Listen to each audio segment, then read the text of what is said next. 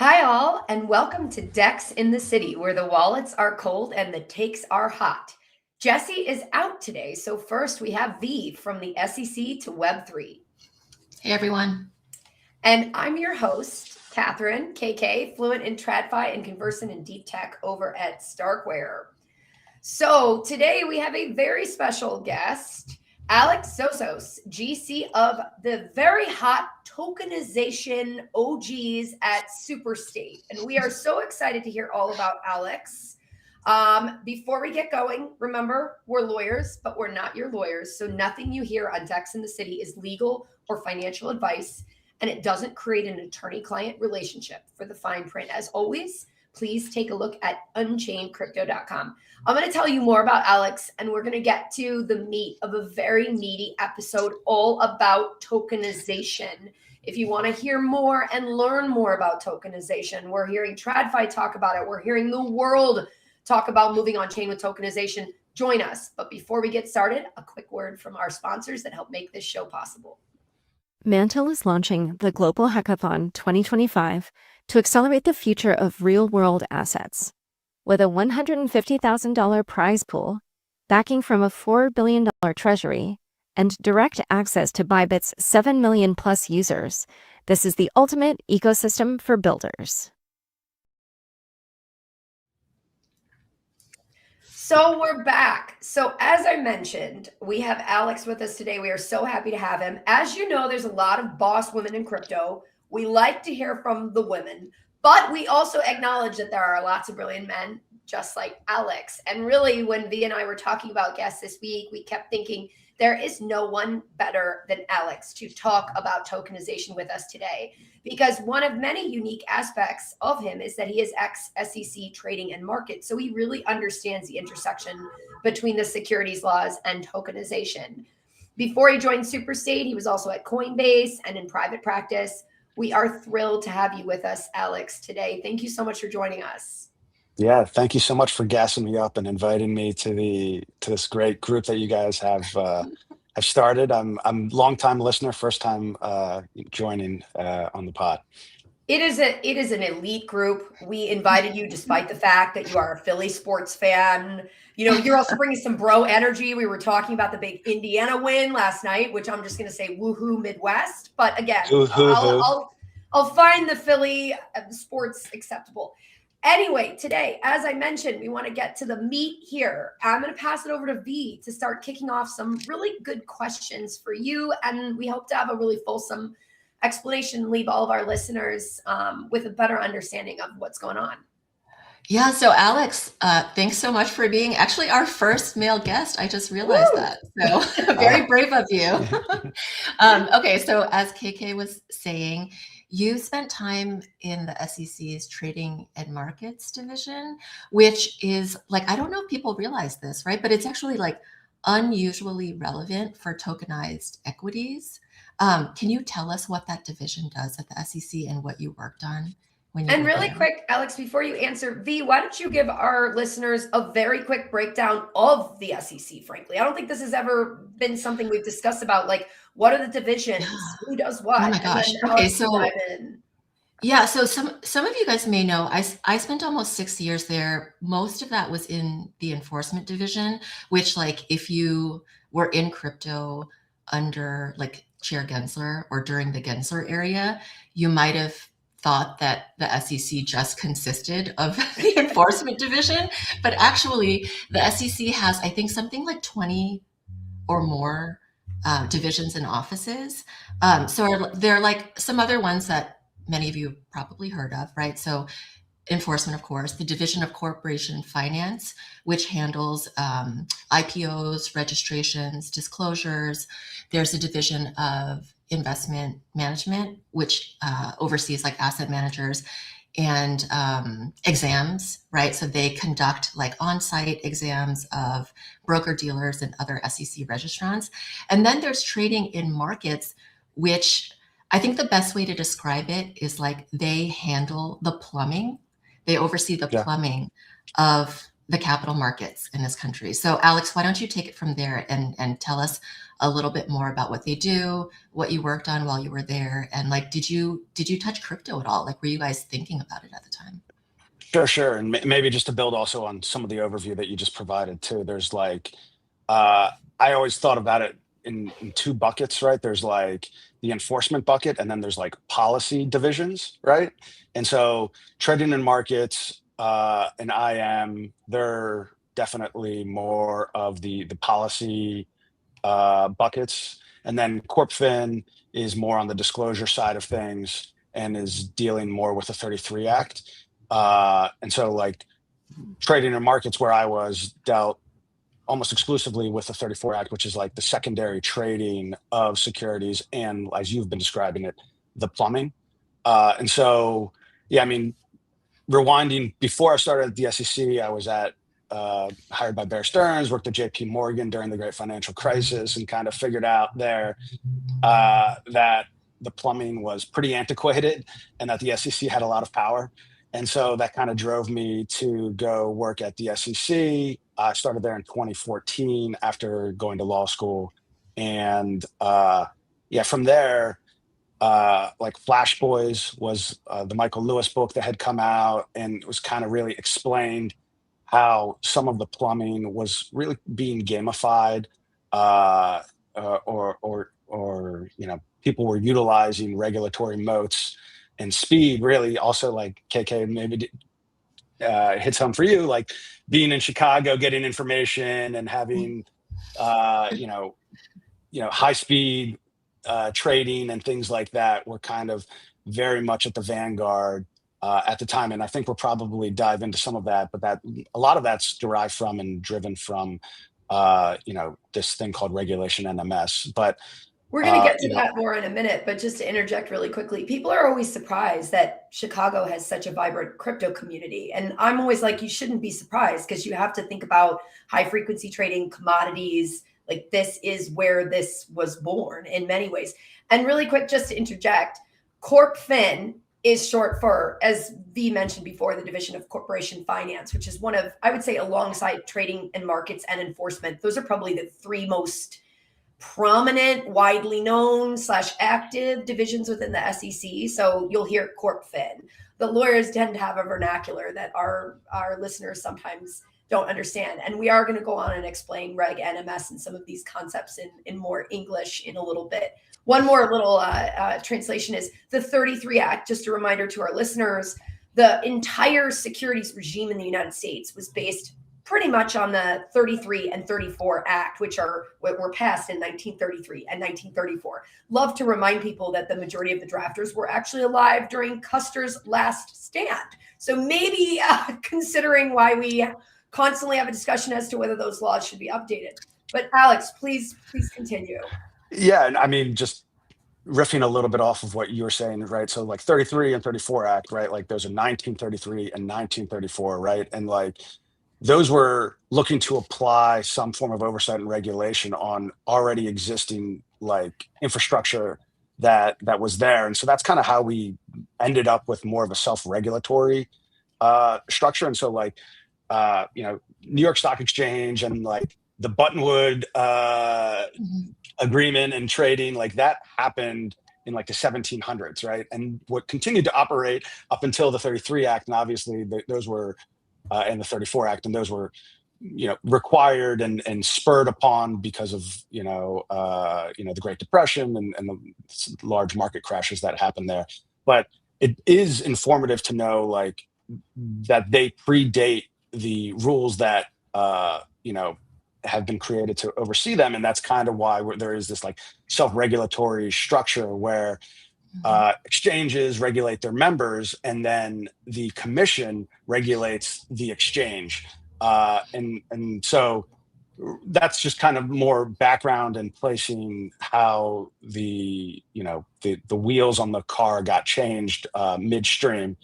But taking it back to like my time at the SEC and the stuff that I was working on, I was working primarily with SROs, which is a self-regulatory organization, which is like a quasi-governmental thing that has, like I said, like regulatory oversight over its members, but then the exchange has oversight over that self-regulatory organization. And so the big self-regulatory organizations are the exchanges themselves, and then there's this thing called a securities association, which there's really only one in the U.S., which is Financial Industry. I don't know what the acronym is. What does FINRA stand for? I don't know.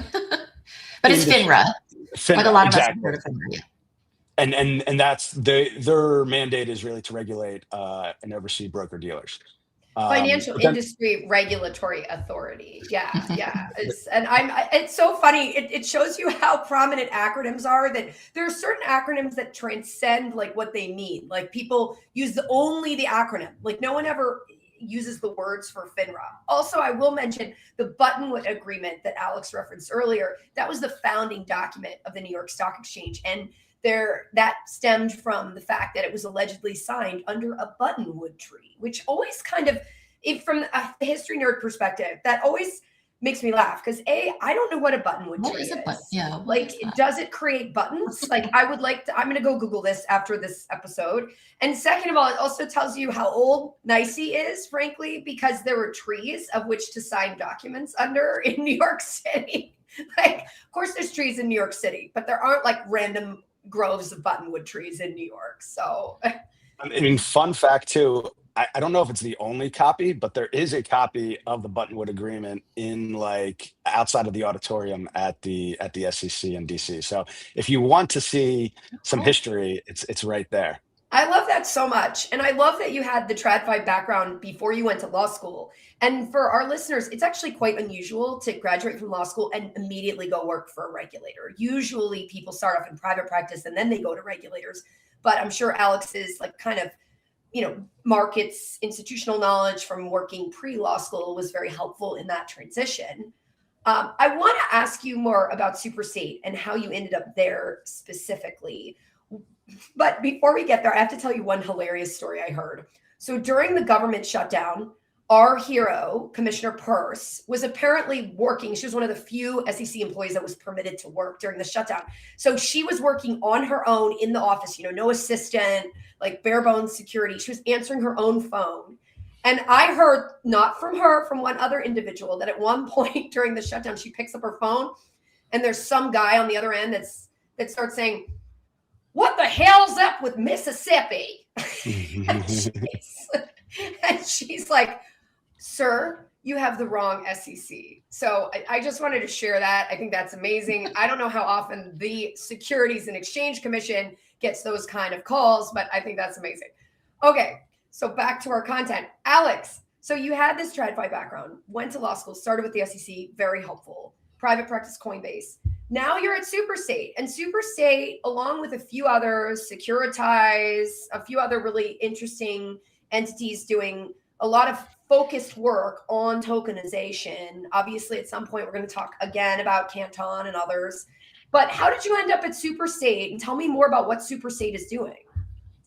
Yeah, so the idea of moving securities on chain has kind of been, since I had awareness of the infrastructure and the improvements that could, occur from moving things on chain, I kind of always had that in mind. And I remember I went to Coinbase in 2020 at the end of 2019, and there was listening to a podcast at the time that said, we finally settled a lot of the definitional challenges that are more of the corp fin side of things.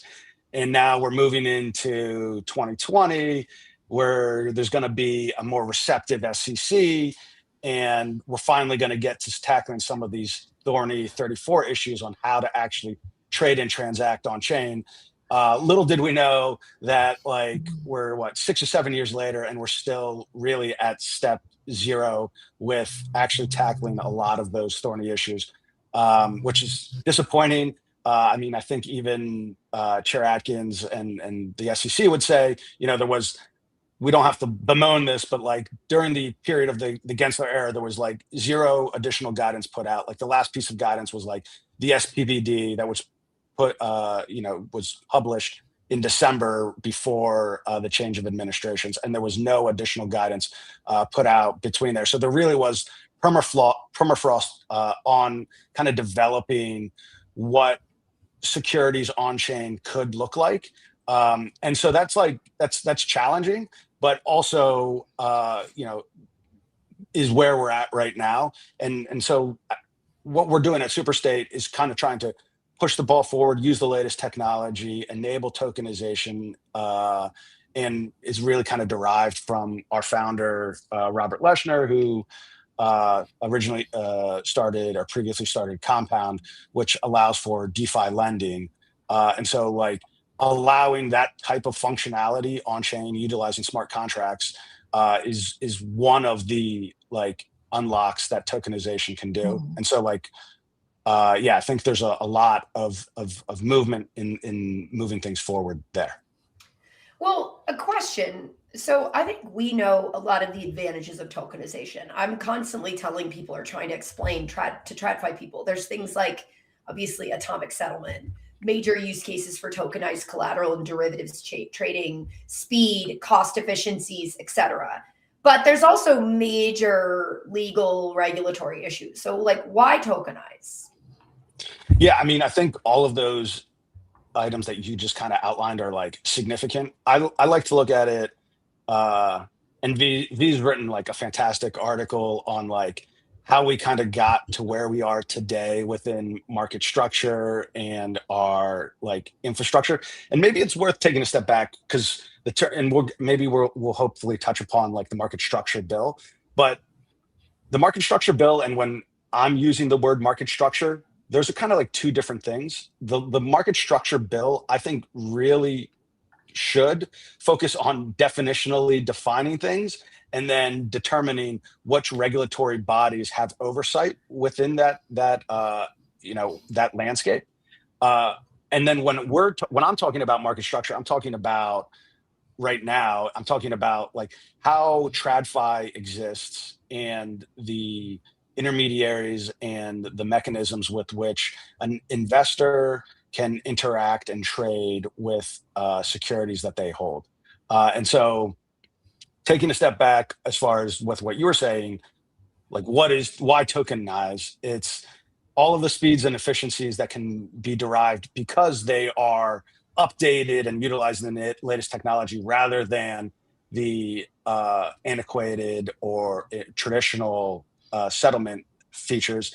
And then in addition, you give the securities themselves like crypto superpowers, and that's like programmability, right? So you can like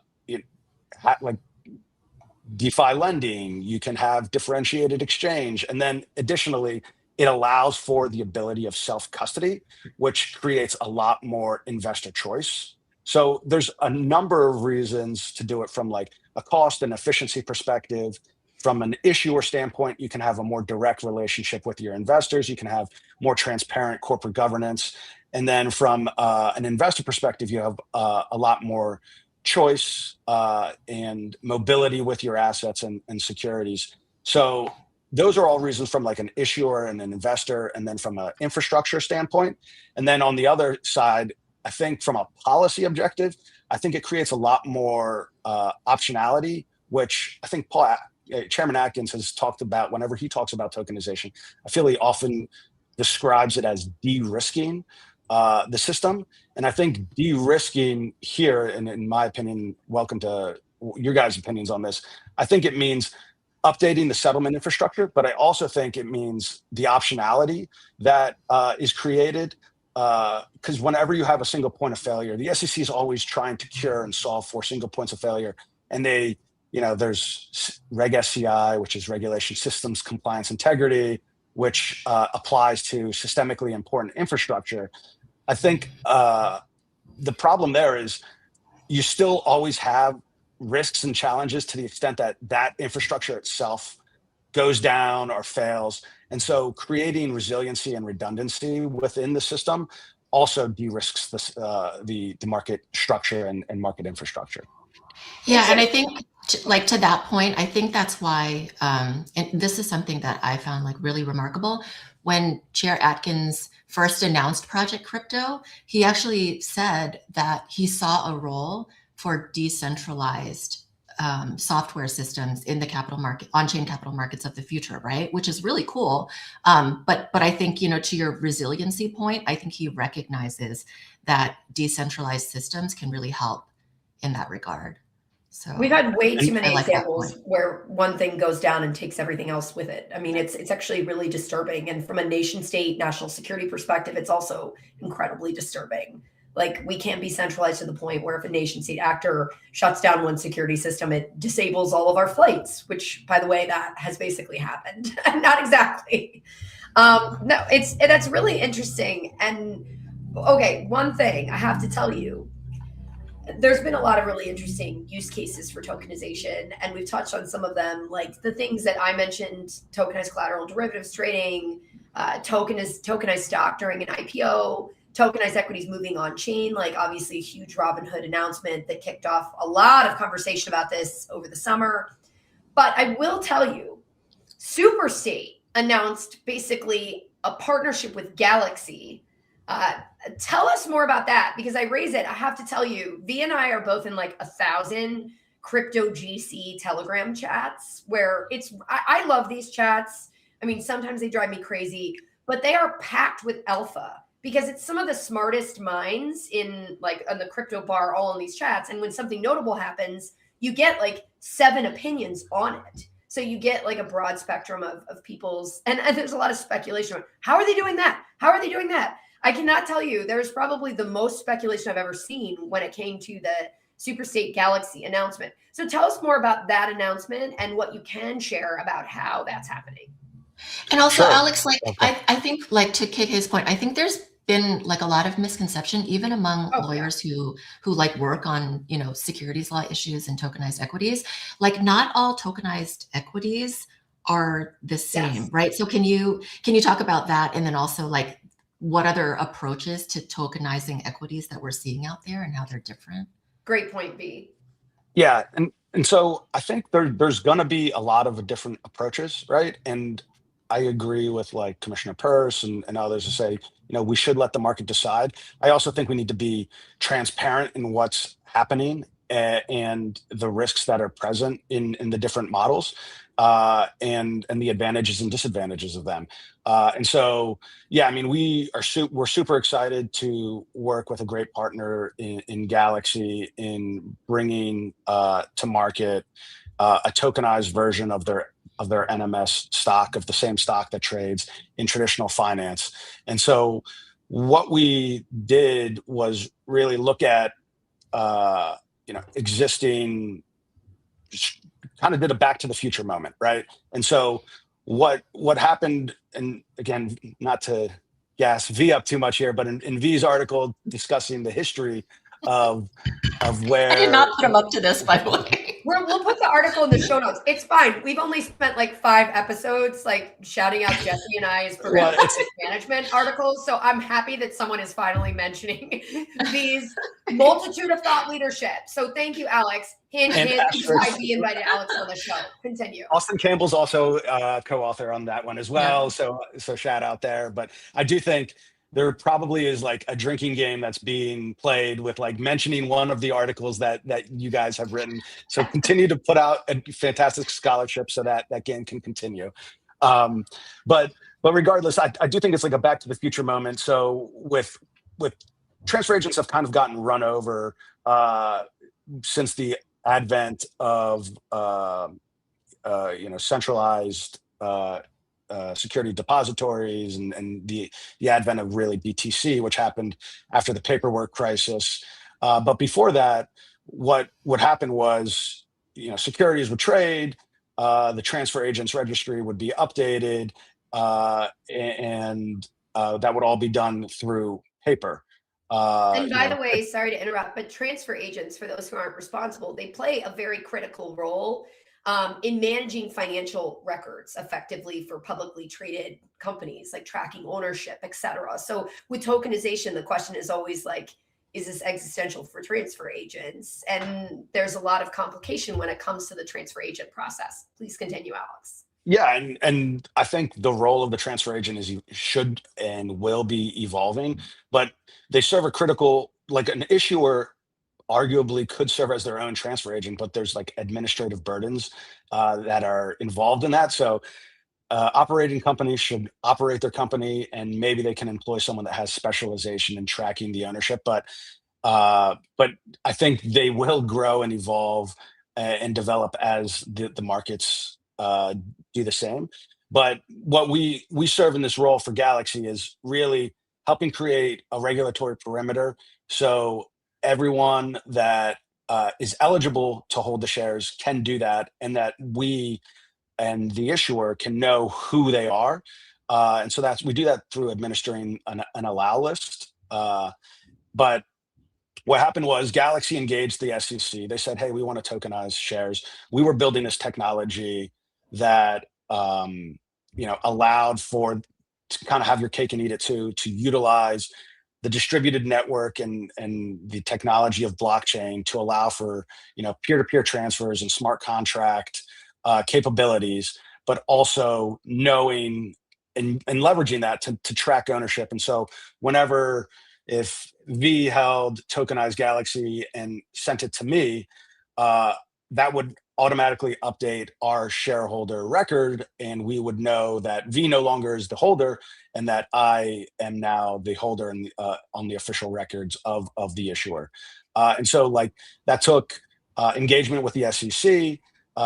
Shout out to Davis Polk, who was representing Galaxy at the time, and the SEC had no further comments in some of the engagement there. And so then we were able to move forward with that. And so the movement of the shares and our role is, we're an agent of the issuer, and the shares then exist on chain. I think maybe we can go on to downstream. We want to be doing and bringing a lot more differentiated utility, and we're moving towards that. And I think a little bit more regulatory clarity will help with that. But maybe I can explain some of the other models that are also out there within tokenization. So I consider that the Superstate model. We've done that with public companies. Securitize also does something very similar. I don't think they've done it yet for a public company. And then there's a handful of others. Some of them are in the backs, and the ondos. I think they're more on the receipt token type model, and that's, I think, more akin to an ADR, and that's American Depository Receipt or something like that. And that's how you sometimes are able to trade securities that are listed on foreign exchanges, but you kind of have a receipt of that actual security. And so this is kind of creating a receipt that exists on chain. These right now are happening just ex-US and not in the US.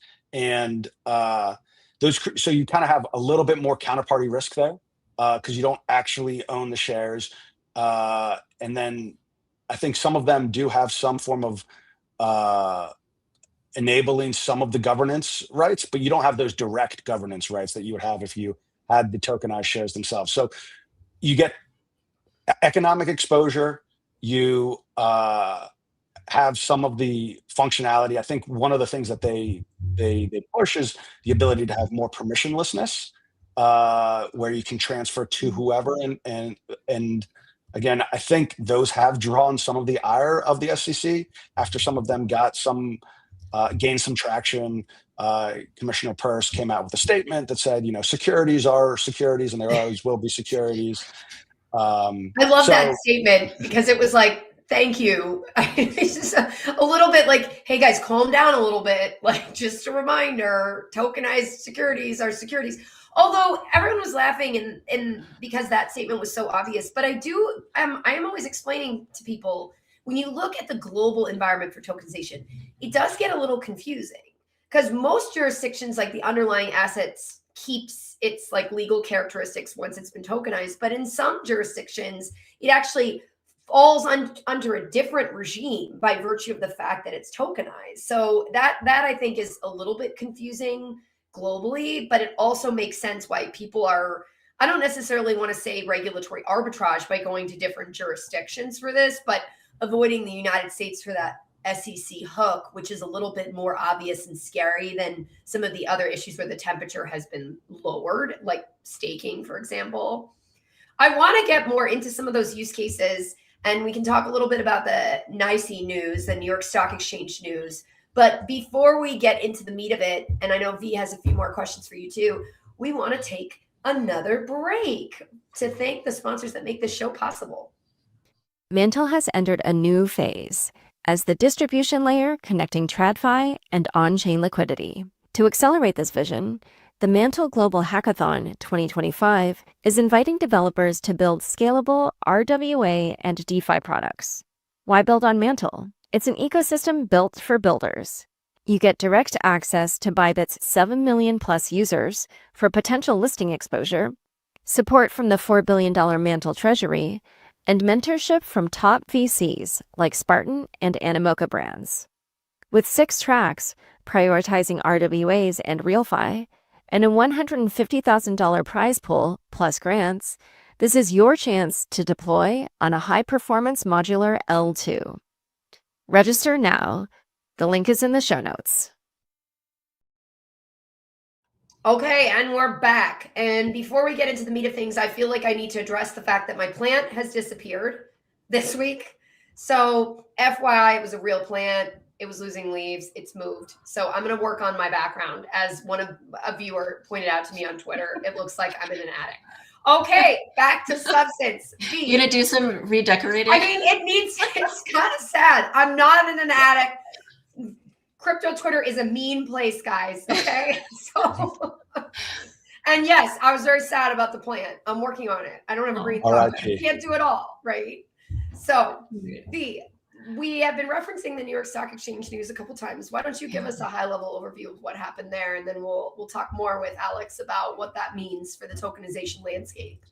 Yeah. So, I think what's interesting is we were just talking about the different approaches that like crypto native companies are taking to tokenization, right? But the incumbents will not be left out of this conversation.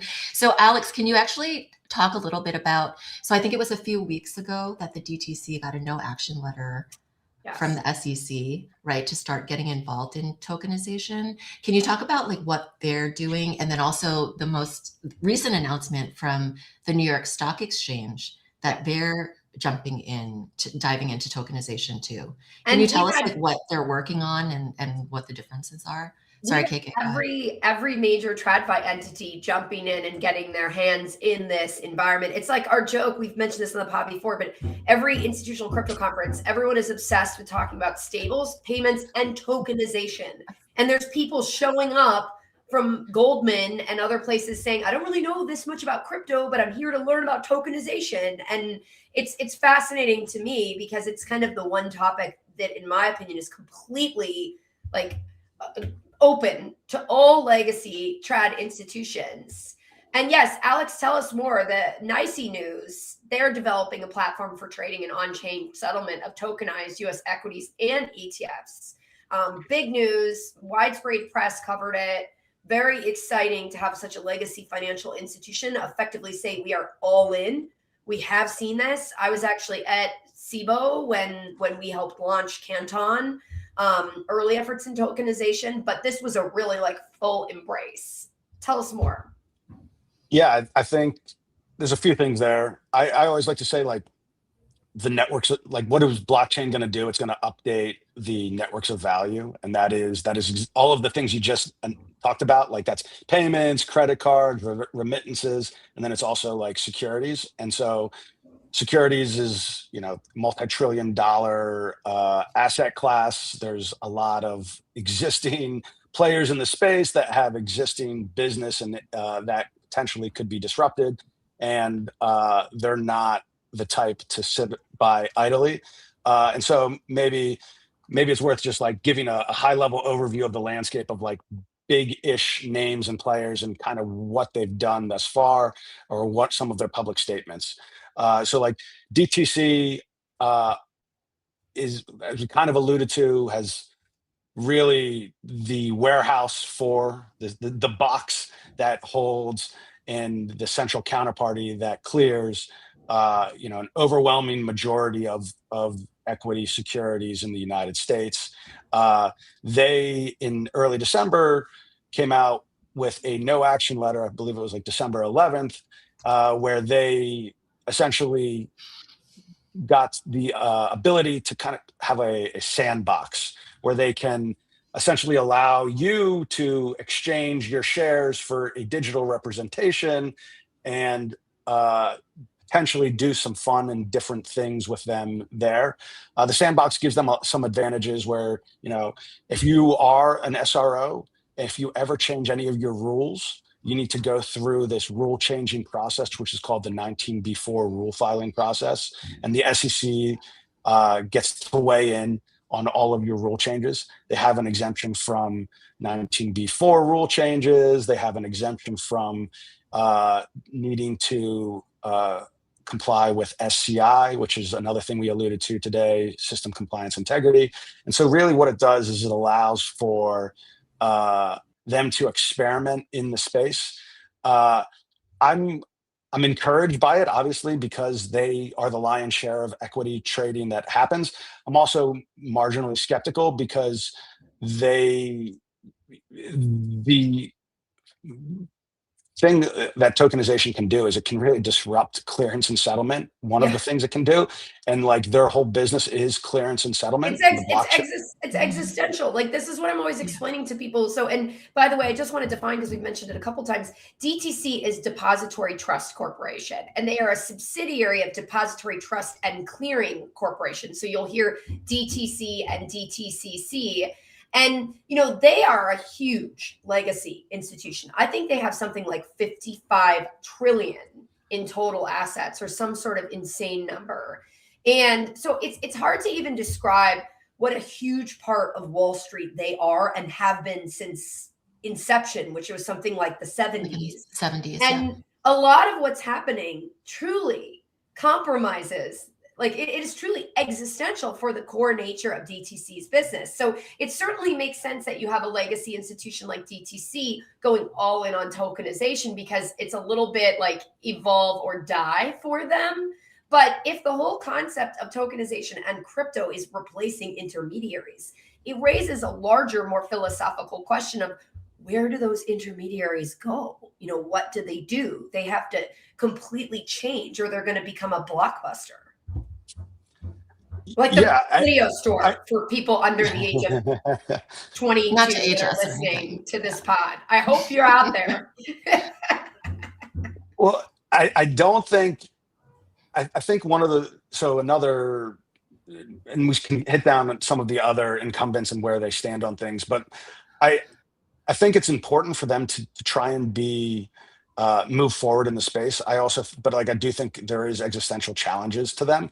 But I also don't think it's a 0 and 1 type of landscape. I don't think that's how things go. I mean, we only have to look at the fact that certificated securities still do exist, and so like DTC kind of essentially made certificated securities superfluous, and there's this thing called dematerialization, which changed the need for the securities to actually just have them move and be a book entry on the books of the centralized security depository DTC. So the fact that like something exists, a technology exists, or an operating model exists doesn't mean it will completely displace or destroy something. That takes a lot of time. I think there's going to be parallel systems that are going to exist, and then there's going to be a choice. Hopefully, like if the regulators, allow for innovation and stop, being beholden to an outdated model or a model that previously existed, I think there will be competition and then increased investor choice, which again goes to the earlier point of creating resiliency and competition.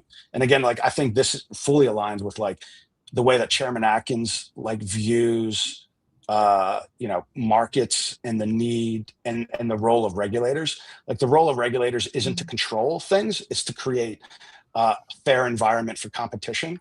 And so I think DTC, while could be under threat, is looking to create something within tokenization. My worry is that people will try that flavor of tokenization and then become, question like what value they actually derive from that, because we don't necessarily know what type of utility and on-chain activity will be able to occur when this sandbox gets up and running. But yeah, I don't know. Do you Curious think, any other takes like, there. do you think that we'll have some period where, like you were saying, like there will be kind of like parallel systems and like different options for issuers and investors, like one that is still off chain or like maybe some hybrid off chain on chain system, and then like a system that's fully on chain, meaning there are companies that are going to choose to natively issue, like Yeah. to go public natively on the blockchain. So they're just like on chain from day one. And, with all of the different capabilities of being on chain and natively Yes. on chain. Like, do you think we'll have that operating in parallel? Yes, 100%. And the market will sort of figure out which model succeeds. Yeah, I think that is what I think that is, as a former SEC person, I think that is exactly the role of the SEC. Again, is to create fair competition, and that's like what innovators like Superstate are asking for. And I think it's fully consistent. So there's the 33 Act, the 34 Act, and then there was this really big congressional action in 1975 called the 75 Amendments.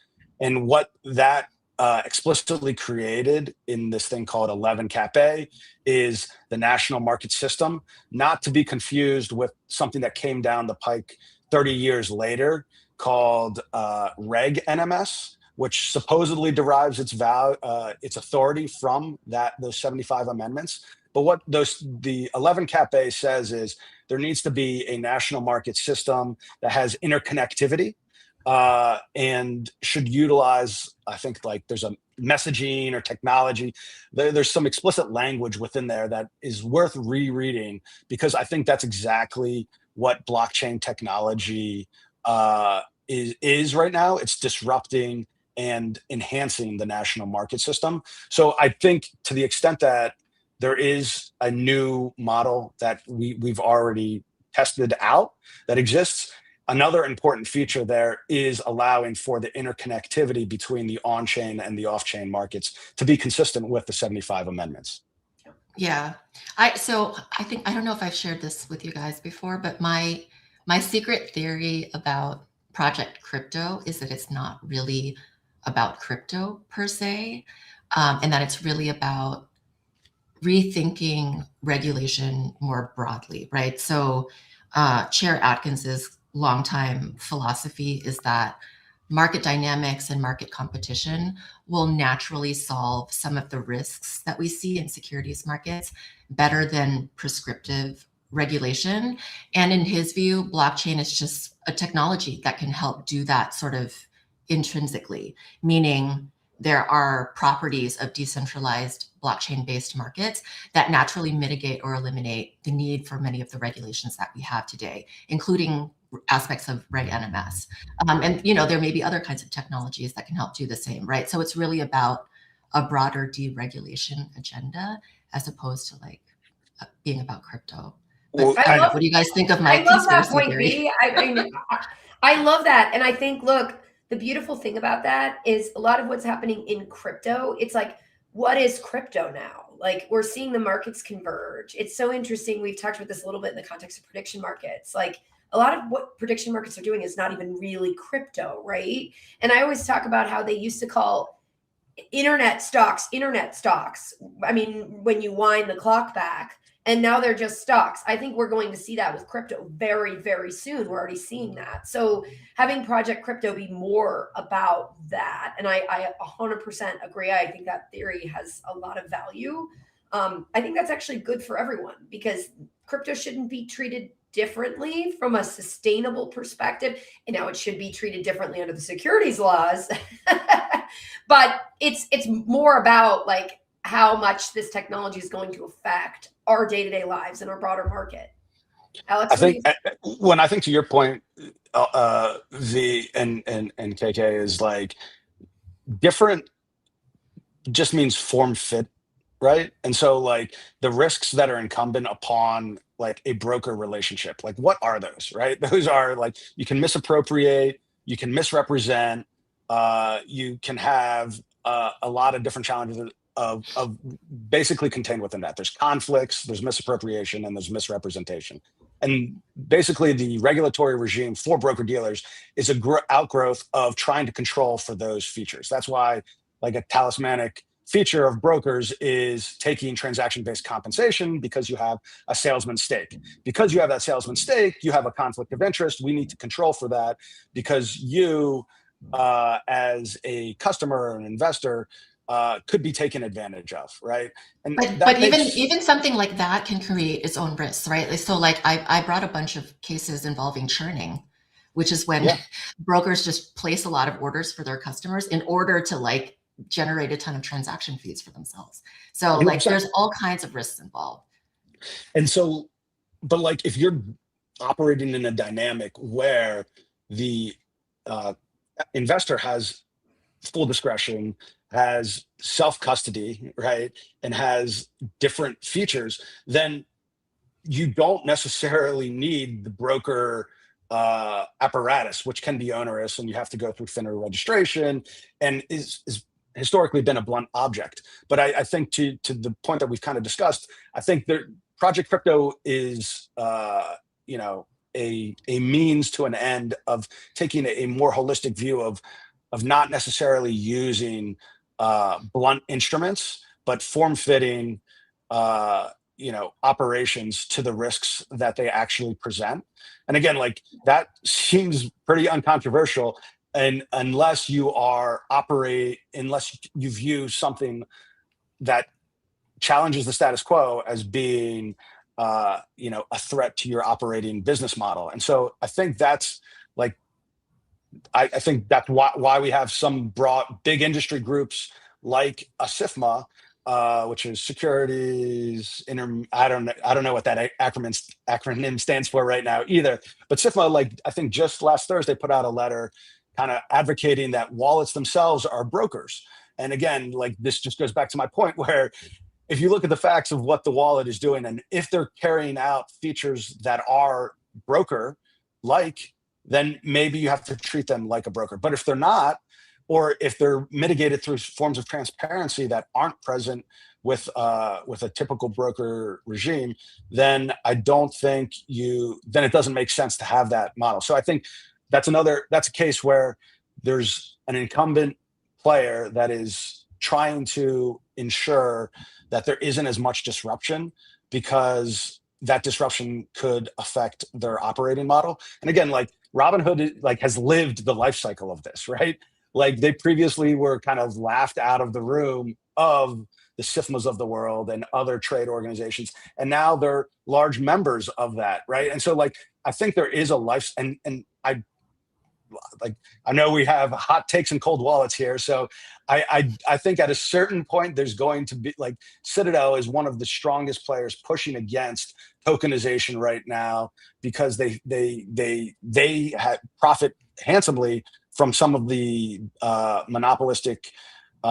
regulatory monopolistic features of a regulation NMS, which allows them to print money by having faster technology, and they've made significant amounts of money from that. So I think like they're also probably going to live the life cycle of this, where they're going to push against it because it's disruptive, because they already have a very profitable business. And then once it gets fully adopted and integrated, they're going to be the biggest arbitrager between traditional markets and on-chain markets, and one of the biggest market makers within DeFi protocols. And like that's going to happen. It's like clear that's going to happen.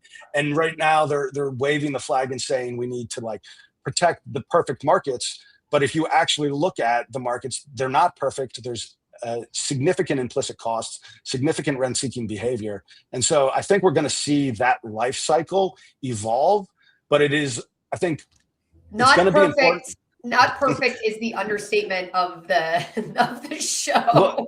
Well, I think the key is always to look at statements that are being made by players, and you can do this with Superstate as well. Obviously, we have an interest in a more tokenized future because like we think that that's better for everyone, but we also have a vested economic interest. I think you have to look at, the DTC, motivations of each of those entities and their core businesses. I think it's a great point. And look, we could spend another hour mining Alex's brain because obviously you and Superstate are really doing some cutting edge stuff at this topic that will continue to dominate the crypto headlines. And this intersection of TradFi and crypto is rarely seen as much as we see it in tokenization. We only have 2 minutes left. So I want to hijack the very end of our episode with our crypto good news. And it's actually perfect because this week you were just mentioning Robinhood. I love how Robinhood is a little bit aspirational for crypto because I am old enough to remember when Robinhood was still like a little fringe and not really taken that seriously on Wall Street. And now, obviously, that couldn't be farther from the truth, in large part due to their stock price. Good for you, Robinhood. And brilliant people like Johan and others within Robinhood Crypto.